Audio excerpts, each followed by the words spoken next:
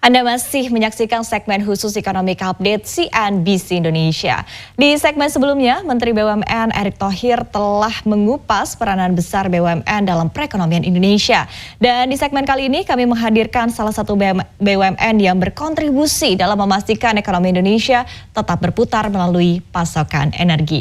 Kami menghadirkan perusahaan listrik negara atau PLN, dan saat ini kami telah terhubung bersama dengan Direktur Utama PLN, Darmawan Prasojo. Selamat pagi Pak Darmo, apa kabar?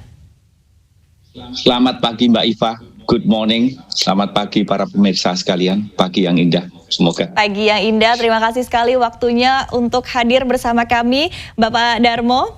Pak Darmo, tadi kita sudah membahas begitu di segmen sebelumnya dalam Economic Update, di mana saat ini juga dunia tengah dihadapkan dengan ketidakpastian, dan di sini juga kita ketahui bahwa BUMN memiliki peran besar dalam menghadapi kondisi ini. Nah, setelah pandemi COVID-19 yang menyebabkan penurunan konsumsi, saat ini juga ada perang yang memicu krisis energi dunia, dan harga energi pun kita lihat semakin mahal dan Indonesia pun terkena imbasnya. Seperti apa Pak strategi PLN dalam menghadapi tantangan ini? Terima kasih Mbak Iva, selamat pagi para pemirsa. Memang PLN menghadapi tantangan luar biasa. Jadi di tahun 2020 kita menghadapi pandemi COVID-19, sehingga prediksi demand yang pada waktu itu seharusnya 261 TWh turun hanya menjadi 241 TWh. Jadi turunnya banyak sekali. Nah, dalam proses itu tentu saja banyak sekali kewajiban-kewajiban yang harus kami tanggung, kesulitan kami untuk memenuhi itu. Nah, untuk itu kita juga membangun suatu strategi. Kebetulan Pak Erick, Pak Menteri BUMN juga memberi arahan kepada PLN, tolong terus melakukan efisiensi, berinovasi, bertransformasi. Nah, untuk itulah kita melakukan suatu strategi secara menyeluruh. Pertama adalah kita harus mengurangi cost, kita melakukan efisiensi, kita melakukan transformasi digital. Kita juga melakukan membongkar bisnis proses kita yang berbelit, yang panjang, yang kompleks, kemudian kita sederhanakan kita agar PLN bisa bergerak lebih cepat, lebih tangkas, lebih terengginas. Kemudian di saat bersamaan kita juga membangun strategi untuk meningkatkan demand. Karena demand yang turun ini ada banyak sekali kewajiban-kewajiban. Kami punya kontrak juga dengan perusahaan listrik swasta, ada take or pay-nya dan lain-lain. Nah, untuk itulah kami berjuang ini dari seluruh lini.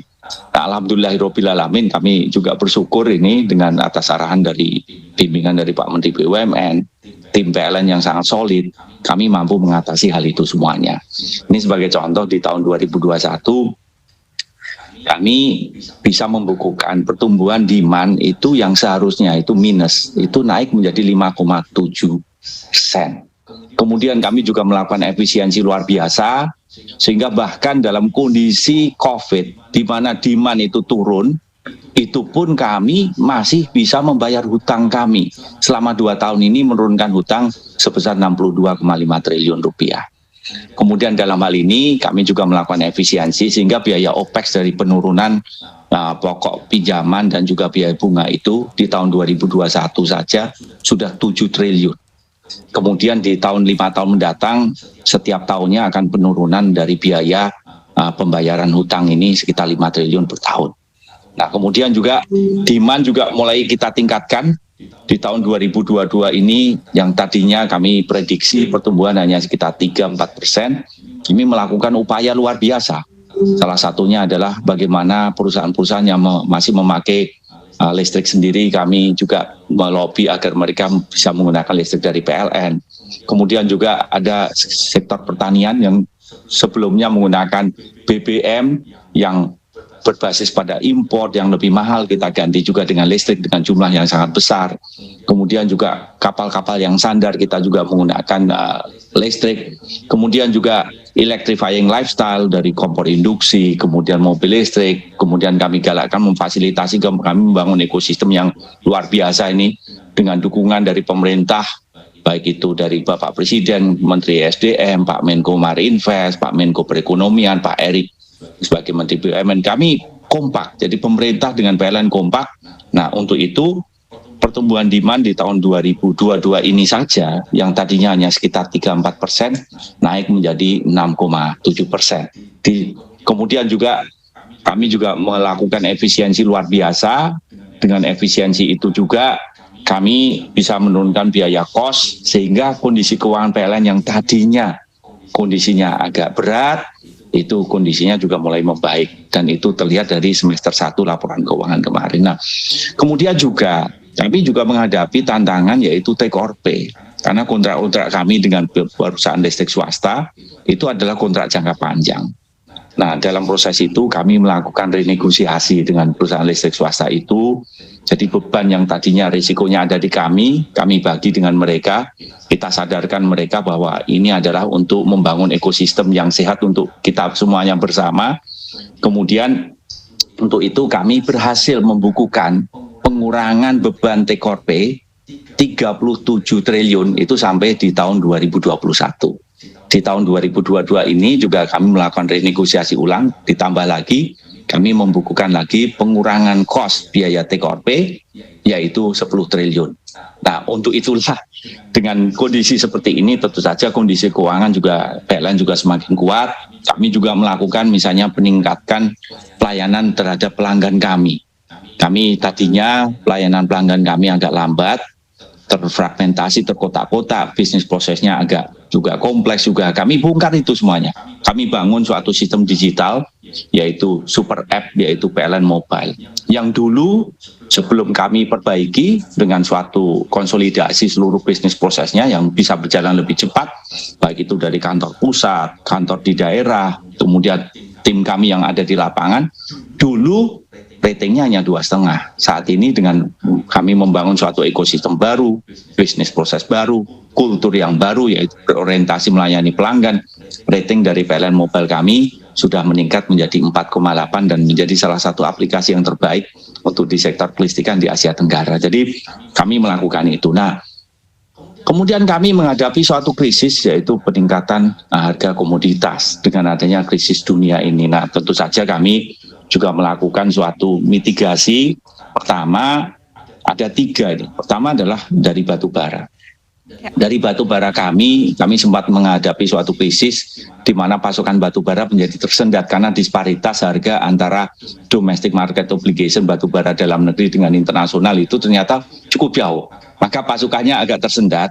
Nah, untuk itu kami juga melakukan suatu pertama mengubah kontrak yang kontraknya berorientasi hanya jangka pendek, yang kemudian kontraknya itu juga tidak menjadi kontrak yang kokoh, pasokan batu baranya tidak sustainable, kami ubah menjadi kontrak yang jangka panjang, yang menjaga sustainability dari kontrak pasokan batu bara tersebut.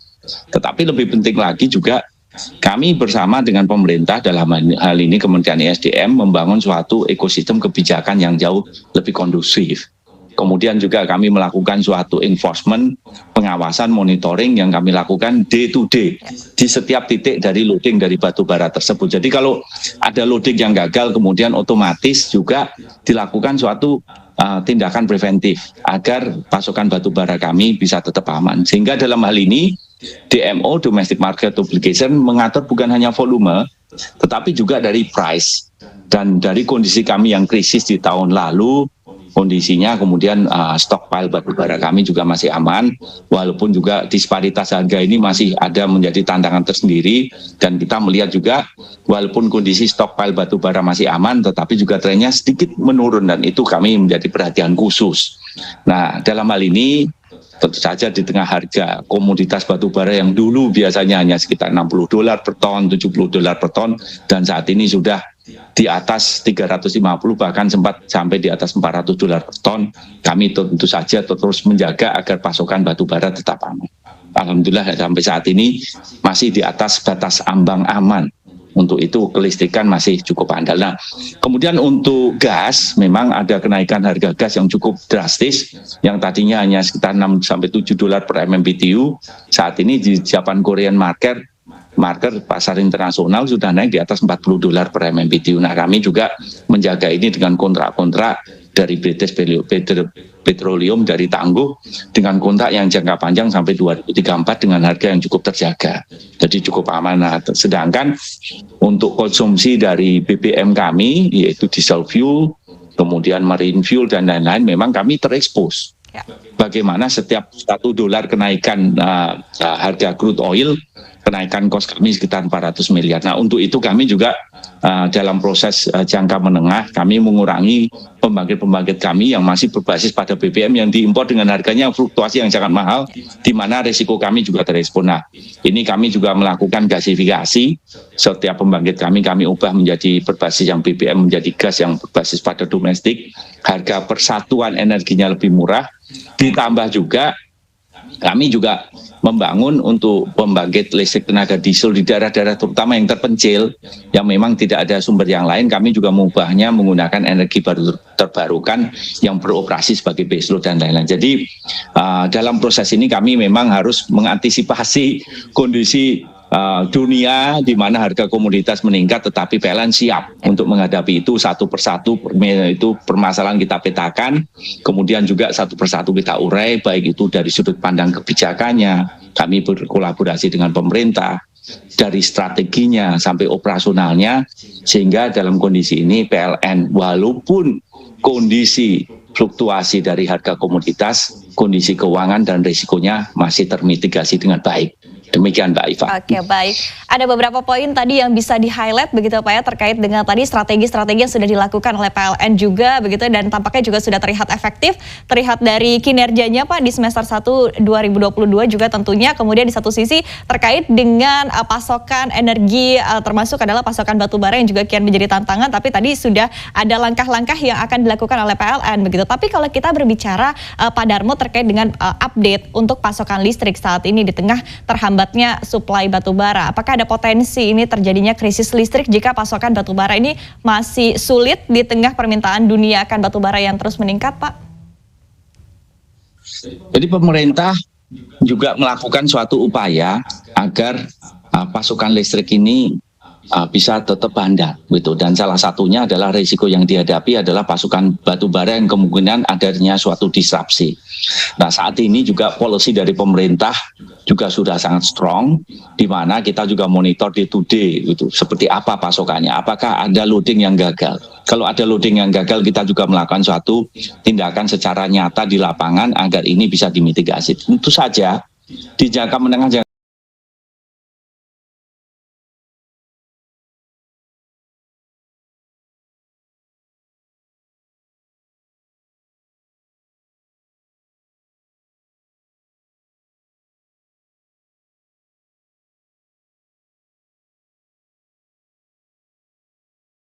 nasional sudah di atas $350,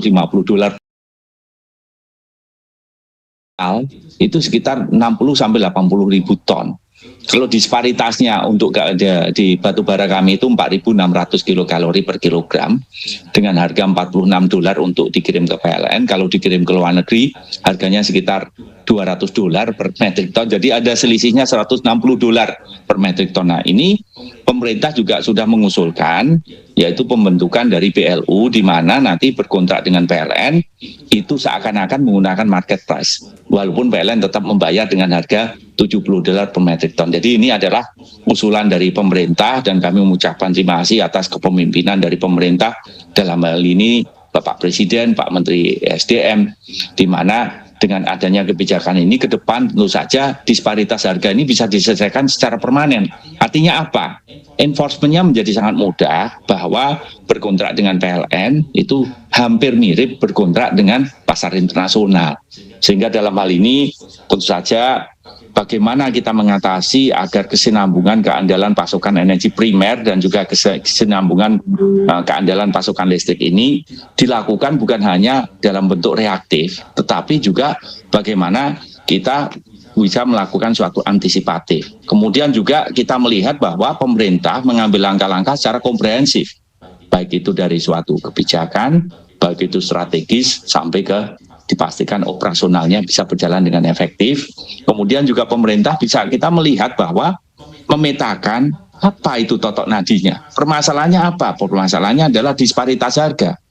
Bagaimana memasok batu bara ke PLN itu menjadi suatu beban bagi para penambang, dan untuk itulah maka bagaimana solusinya juga langsung totok nadi, pinpoint juga ya apa itu masalahnya, kemudian juga langsung diselesaikan di sana. Jadi Mbak Iva, para pemirsa di sini, kami melihat bahwa memang ke depan jangka panjang mungkin ada potensi pasokan batu bara mungkin ada disrupsi kalau tidak diambil langkah-langkah yang secara efektif menyelesaikan masalah disparitas harga ini. Tetapi kami melihat bahwa pemerintah ternyata gesit, terengginas, lincah gitu ya, memetakan ini, kemudian juga mengusulkan suatu solusi yang secara permanen. Jadi kami mengapresiasi, menghargai, menghormati langkah-langkah dari pemerintah tersebut. Semoga dengan adanya langkah-langkah ini tentu saja pasokan batu bara ke depan juga masih aman, pasokan gas juga alhamdulillah juga aman, pasokan BBM-nya juga masih aman, walaupun untuk BBM nanti ke depannya akan kita kurangi secara drastis sehingga kita tidak terekspos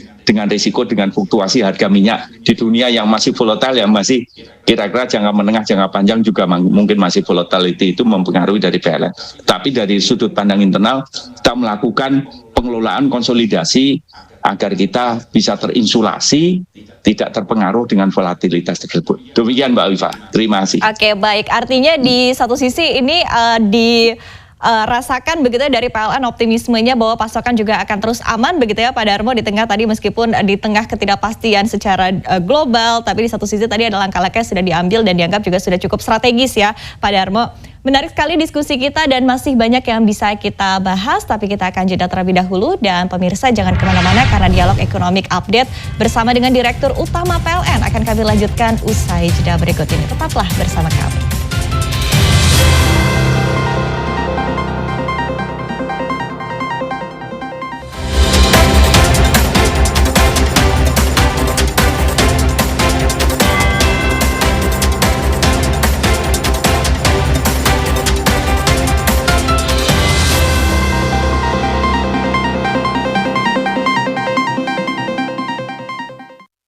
Update CNBC Indonesia, dan saat ini kami masih terhubung secara eksklusif bersama dengan Direktur Utama PLN Darmawan Prasojo.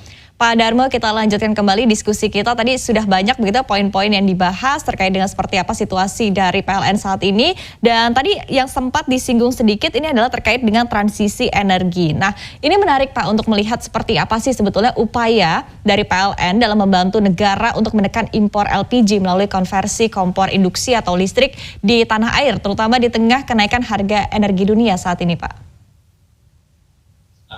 Terima kasih Mbak Iva. Memang saat ini negara kita ini menghadapi suatu permasalahan yang luar biasa. Salah satunya adalah energy security kita.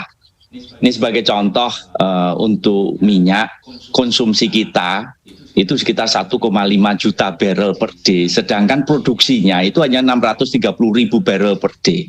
Nah ini artinya apa?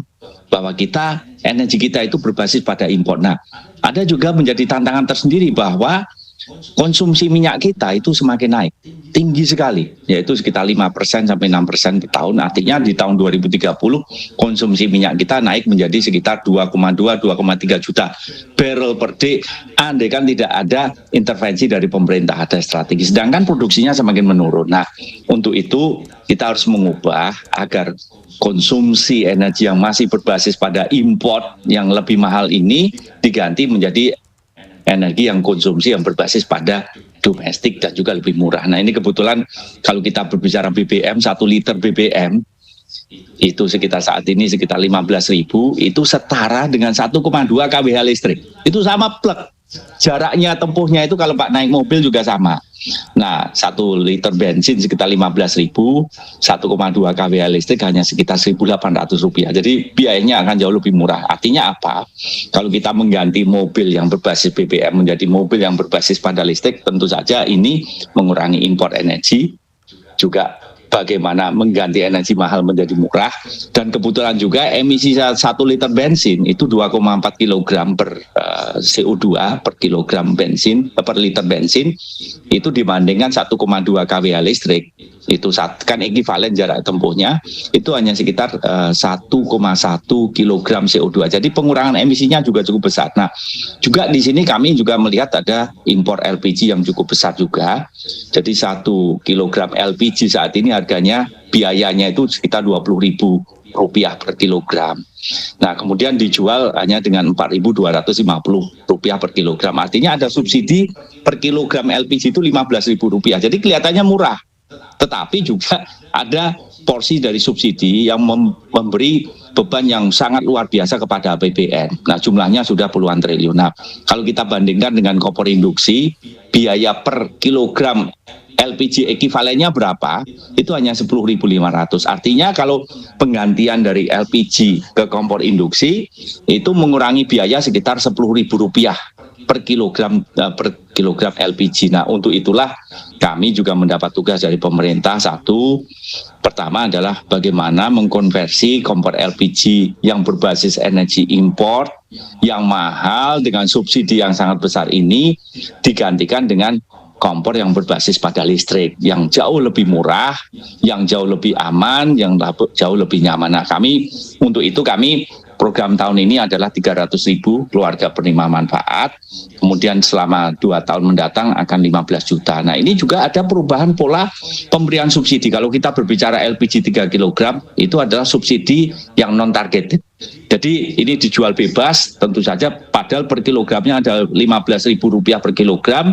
Tentu saja setiap keluarga bisa membeli itu, termasuk keluarga yang setengah mampu dan mampu pun bisa, karena ini dijual bebas, artinya itu non-targeted subsidi. Nah, kalau kita berbicara kompor induksi, karena pelanggan kami adalah 83 juta pelanggan. Dan ini by name, by address, kami juga paham berapa konsumsi listriknya. Nah, ini mengubah subsidi energi yang tadinya non targeted, subsidi yang terbuka menjadi subsidi yang langsung targeted, langsung tepat sasaran, yaitu keluarga penerima manfaat yang betul-betul berhak menerima bantuan dari pemerintah ini. Nah, untuk itu kami mengucapkan terima kasih dari pemerintah yang sudah menggalakkan program kompor konversi dari LPG 3 kg ke kompor induksi ini, yang artinya apa? Bahwa pemerintah betul-betul sadar bahwa untuk kedepannya energy security kita itu harus ditingkatkan. Energi yang harus berbasis pada import haruslah dikurangi, digantikan dengan energi yang berbasis pada kekuatan domestik. Energi yang mahal digantikan dengan energi yang murah, energi yang kotor digantikan dengan energi yang bersih. Nah, tentu saja ini juga menjadi bagaimana kedepannya Indonesia postur dari ekonominya akan lebih kokoh lagi. Dalam hal ini juga ada percepatan pertumbuhan ekonomi, menciptakan lapangan kerja, juga ada juga pengentasan kemiskinan dan lain-lain. Nah, untuk itulah kami menjadi bagian bagaimana kita memberikan solusi bagi bangsa ini. Tetapi juga di sini kami juga melakukan suatu transisi energi, yaitu bergeser dari energi fosil menjadi energi yang bersih. Jadi sebagai contoh di RUPTL ya, Rencana Usaha Penyediaan Tenaga Listrik yang terbaru, kami sudah menghapus 2 gigawatt pembangkit listrik yang berbasis pada batu bara. Apakah ini cukup? Masih belum cukup.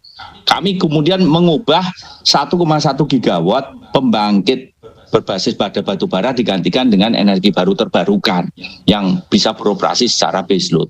Kami apakah cukup? Masih belum cukup. Beberapa pembangkit PLTU kami juga digantikan dengan pembangkit berbasis pada gas yang lebih bersih. Nah, kemudian kami juga terus jalan terus juga, di mana kami melakukan program juga early retirement dari pembangkit listrik tenaga batu bara. Kemudian kami juga mencanangkan program carbon netral by 2060. Jadi kami di sini PLN juga melakukan pergeseran-pergeseran. Kami mengurangi emisi karbon kita. Kami juga menjaga agar generasi di masa mendatang punya masa depan lebih baik daripada generasi saat ini. Bagaimana caranya? Yaitu mengurangi emisi karbon kita. Sehingga bumi yang tadinya memanas, semoga dengan harapan kami, dengan kontribusi dari PLN ini, bumi akan terus bisa survive sampai jauh ke depan. Nah, untuk itulah memang saat ini PLN, tugas kita adalah menyediakan listrik, betul. Tetapi di masa depan adalah tugas PLN adalah how we going to be able to take care the environment. Kita jaga lingkungan dan listrik ini adalah menjadi baik produk kita. Ini sedang berproses semuanya. Tentu saja kita membutuhkan dukungan dari pemerintah, dukungan dari seluruh komponen bangsa ini, dan juga membutuhkan dukungan dari internasional. Nah, dalam proses ini kami membutuhkan suatu dukungan luar biasa, baik itu kebijakan, strategi, investasi, teknologi. Dan dalam proses inilah, ini suatu kesempatan kita membangun suatu kapasitas nasional. Bagaimana investasi-investasi baru yang berbasis pada energi baru terbarukan.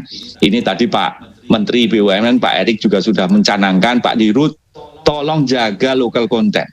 Tolong jaga kolaborasi dengan kekuatan bangsa ini. Nah, untuk itulah kami juga menjaga agar dalam proses ini local content-nya juga meningkat, TKDN-nya juga meningkat. Artinya kami juga menjadi fasilitator agar kita membangun kapasitas nasional. Dan dalam proses inilah bagaimana transisi energi, pengembangan energi baru terbarukan, investasi-investasi baru ini bukan lagi berbasis pada impor, tetapi ini adalah dari kapasitas nasional itu adalah bagaimana kita mempercepat pertumbuhan ekonomi, kita mengeradikasi kemiskinan, dan bagaimana kita juga menciptakan lapangan kerja. Tadi Pak Erik juga sudah melontarkan bahwa workforce kita, the new workforce itu adalah milenial yang membutuhkan lapangan kerja. Dan dari sinilah PLN akan berperan aktif juga bagaimana dalam proses ini, how we going to be able to create more jobs, bagaimana giving prosperity to the people. Dan disinilah kita melihat bahwa listrik itu bukan hanya sebagai komoditas, tetapi juga sebagai pendorong penggerak ekonomi nasional. Demikian Mbak Iva. Oke, baik. Tadi ada beberapa hal, poin-poin penting begitu yang disampaikan oleh Anda Pak Darmo tadi terkait mappingnya juga sudah terlihat seperti apa dari PLN terkait dengan upaya-upaya untuk mengurangi energi berbasis impor juga dan transisi energi juga ke depannya. Tapi ini mungkin terakhir Pak Darmo, seperti apa tanggapan Anda atau mungkin closing statement dari Anda begitu terkait dengan PLN tentunya sebagai fasilitator dalam membangun kapasitas nasional tadi Anda sebutkan, di satu sisi juga terkait dengan transisi energi dan juga sebagai penggerak ekonomi bagi negara tentunya. Seperti apa Pak Darmo? Bahwa dalam proses kita menghadapi suatu tantangan luar biasa. Satu adalah suatu transisi of energy, kemudian ada perubahan iklim, ada komoditas yang naik, kemudian juga ada disruption of technology. Untuk itu PLN dalam hal ini kita harus terus berinovasi. Kalau dulu misalnya kita lihat kalau ada energi murah itu kotor, energi bersih itu mahal. Ini harus kita ubah. Bagaimana ke depan dengan adanya suatu inovasi. Kalau mau energi bersih itu yang murah. Dan untuk itulah bagaimana suatu perkembangan transition of energy ini akan berjalan secara otomatis. Karena apa? Kalau kita berbicara energi baru terbarukan dulu yang mahal, membebani APBN, kedepannya adalah kalau kita berbicara energi baru terbarukan, ya paling hebat itu, paling murah, secara teknologi paling andal, dan lain-lain, sehingga transition of energy akan berjalan secara otomatis. Dan kalau kita melihat dalam tantangan luar biasa ini, kita melihat bahwa kepemimpinan dari Bapak Presiden, kemudian dari pemerintah, itu sangat strong sekali, sangat inovatif sekali, seluruh pemetaan itu dari permasalahan dipetakan satu persatu, kemudian dicari solusinya, dan kami PLN siap mendukung agar program dari pemerintah untuk menghadapi suatu krisis yang multidimensi ini bisa diselesaikan secara baik, dan kita juga bekerjasama dengan seluruh komponen bangsa. Dalam menghadapi krisis ini, kita melakukan konsolidasi, kita dalam suasana kebersamaan, sehingga kita mampu mengubah yang tadinya krisis multidimensi ini menjadi suatu kesempatan bagi bangsa Indonesia agar lebih jaya lagi, lebih kokoh lagi. Karena di tengah suatu tantangan itu muncullah suatu kekuatan baru, yaitu kebersamaan, semangat juang, dan ini sudah kita tunjukkan bagi bukan hanya pada bangsa ini, tetapi juga pada bangsa internasional. Demikian Mbak Iva, terima kasih. Oke, terima kasih sekali Pak Darmo, terasa sekali optimismenya begitu ya, seperti apa untuk membangun negara ini, termasuk dari pasokan energinya juga ya Pak ya dari PLN. Terima kasih sekali Direktur Utama PLN Bapak Darmawan Prasojo telah berbagi inspirasi dan juga informasinya bersama kami dalam segmen khusus Economic Update CNBC Indonesia. Sukses dan sehat selalu untuk Anda.